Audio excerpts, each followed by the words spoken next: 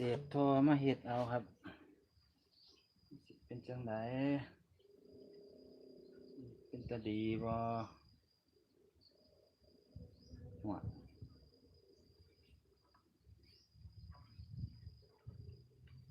เศษท่อเราก็ไม่ได้เสียตังค์เพิ่ม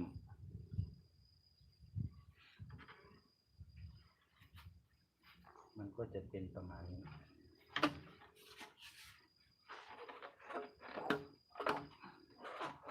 โอ้ยดึงบ่ออกว่ะ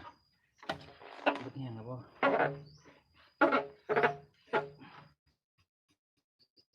กาว